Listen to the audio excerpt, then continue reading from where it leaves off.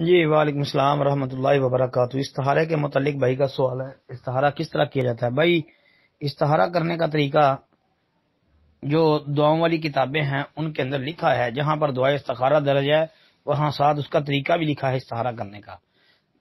جی، جب کسی کا استخارہ کرنے کا ارادہ ہو 2 رکعت نفل پڑھے، اور یہ دعا جو دعائے استخارہ ہے، اللہم انی استخیرک بعلمک واستقدرک بقدرتک، یہ لمبی دعا ہے۔ ہاں، تو یہ دعا پڑھے۔ اس دعا کے اندر حاض الامر کا لفظ جو آئے گا نا، اس جگہ پہ آپ نے اس کام کا نام لینا ہے جو کام آپ نے کرنا ہے، یعنی جس کے لیے آپ استخارہ کر رہے ہیں۔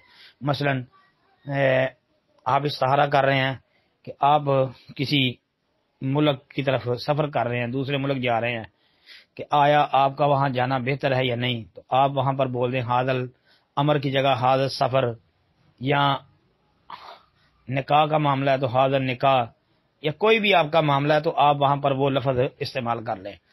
اگر عربی میں وہ لفظ نہیں آتا تو حاضر الامر کو حاضر الامر پڑھ لیں، لیکن دل میں ارادہ نیت وہ ہونی چاہیے جس کے لیے استخارہ کر رہے ہیں۔ تو انشاءاللہ یہی طریقہ ہے۔ دعاؤں والی کوئی بھی کتاب لے لیں، مثلا پیارے رسول صلی اللہ علیہ وسلم کی پیاری دعائیں ہیں، اس کے اندر بھی یہ موجود ہے، ساتھ طریقہ بھی بتایا ہے۔ اسی طرح حسن المسلم ہے،